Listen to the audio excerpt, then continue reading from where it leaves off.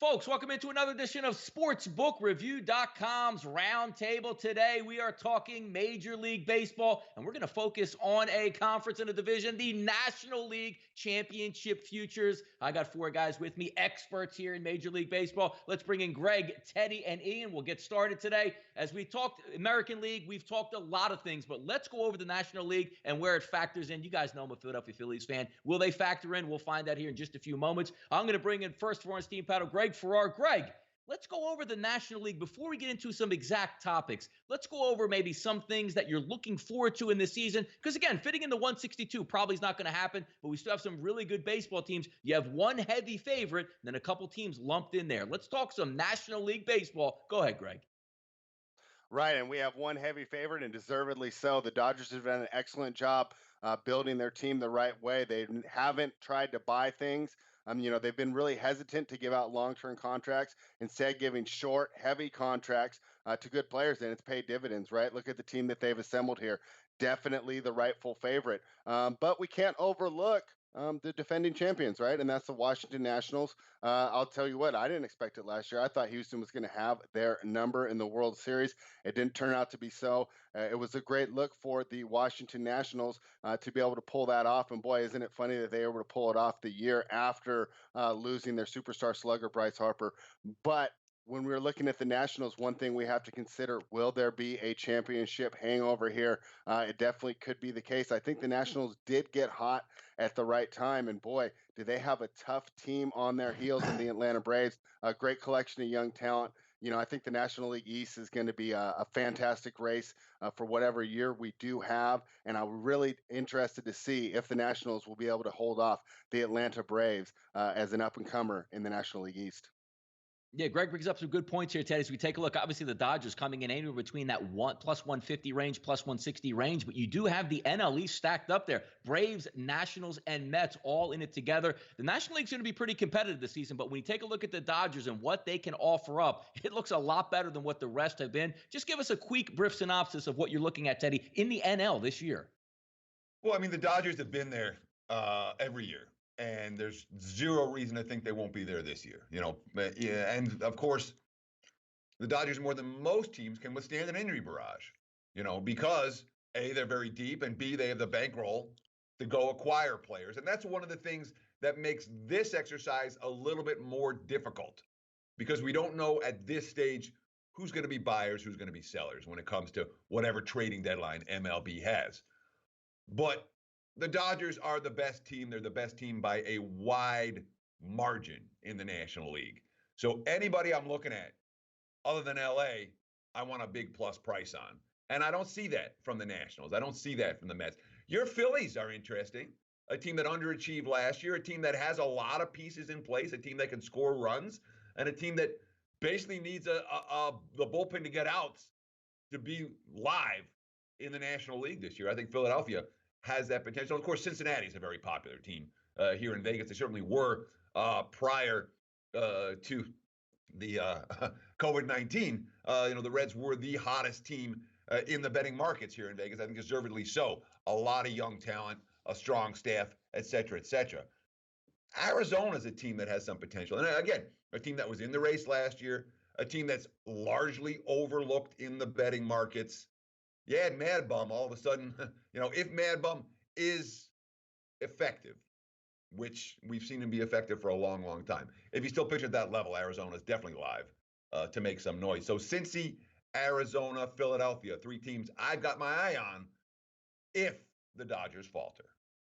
Now, Ian, if we read between the lines what Teddy was saying, I believe he was saying you should place all of your chips all in the Philadelphia Phillies. I appreciate that, Teddy, and I do absolutely agree with it. Ian, let me bring you in here, because if we take a look at the Washington Nationals here, world champions, as long as you have pitching, you can hold up. When you take a look at Scherzer, Strasburg, and Corbin, as long as they're healthy and moving forward, they're always going to be a player. But as Teddy talks about, and also as Greg talks about, the Dodgers sitting there, the prohibitive favorite, and then you have a couple teams stacked up there in the NL East, leaving in some of the other divisions here. Give me a nice little look at the NL from your perspective here, Ian.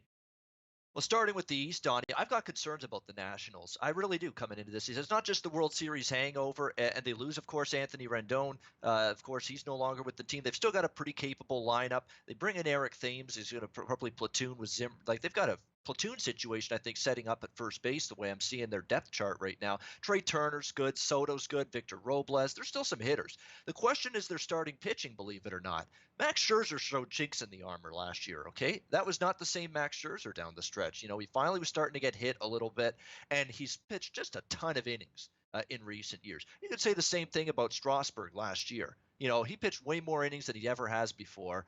Patrick Corbin, here's another guy that he's seen his innings limit, his innings workload increase the last few seasons.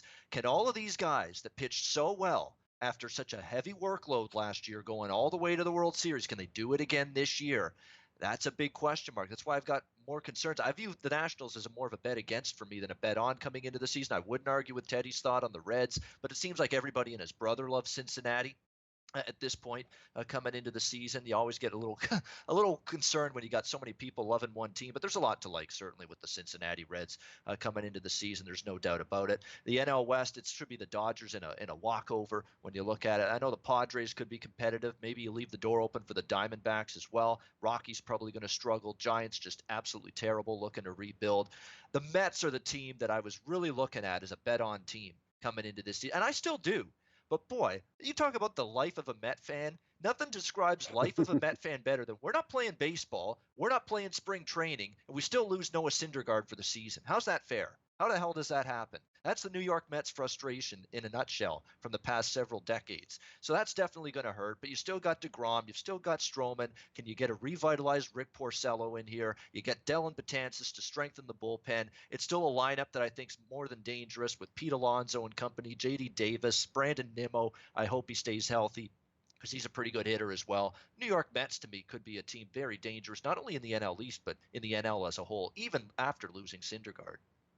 Now, you bring up some really good points, Ian, because as being a gambler, I am a Philadelphia Phillies fan, but I've made more money betting against the Philadelphia Phillies last year than any other team. So knowing your team and moving on, and I love this New York Mets team. And it is a shame that Syndergaard goes down because, again, you were hoping to get that big three, a la what the Washington Nationals do have with DeGrom, Stroman, and then Syndergaard coming in. Because when you look at their nine, J.D. Davis, Nimmo, Conforto, Alonso, Cano, if he can stay healthy. Amar Rosario came on down the stretch last year, McNeil at third base, and Wilson Ramos, who is, a slow catcher, but certainly a guy capable of hitting over 300. I'm going to bring you back in here, Greg, when we take a look at whether the NL, because again, we're talking about the same way we do in the AL, who's going to take down the Yankees, who can take down the Dodgers. If the Mets did have that big three, I'm certainly figuring they could have obviously challenged them, but also taking a look at the Nationals, maybe the Cardinals or the Cubs or somebody laying outside the weeds, who can come up and say, you know what, in a 5-game, a 7-game series, because again, we don't know how long these playoff series are going to be, even if it's a shorter series, who can take down the Dodgers, and who might you be looking at for some value here in the NL?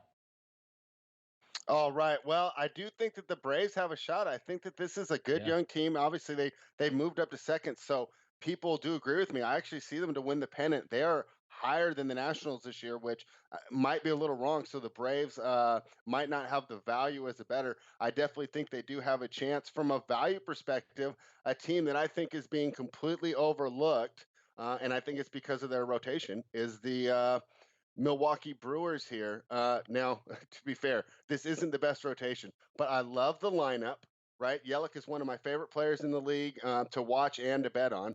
They're going to put up runs, and this is a team that I think will be able to take advantage of the market towards the deadline, pick up a pitcher, and really contend right now. I don't know if I would take them to win the full National League, although at plus 1,900, that is some nice value. I do like them at plus 500 to win the division. So my under the radar team basically here is the Milwaukee Brewers. We're going to kind of disregard that starting rotation. We're going to go with a great lineup and a great bullpen and think that they might be able to pull off some surprises. I like it. And Teddy, we're going to get back to you in some situations here. Look, you brought up the Reds, and it's one of those teams I certainly always have in my eye because they play in a very advantageous hitting ballpark, and they got some hitters this year. Took it at the outfield, Winker, Senzel, and adding Castellanos, Votto, if he can have a bounce back here. Moustakas comes over to play second base. Eugenio Suarez at third base. This team can hit, but always the matter of what are we going to get from the pitching staff? But when you look at the pitching staff, Teddy, it's really talented in Cincinnati. It's as good as Red staff as I've seen in 30 years. probably. I mean, we talk about Louis Castillo, Sonny Gray, Trevor Bauer. Desclafani's been really good. Wade Miley's right now is their 5th starter. That's a solid rotation.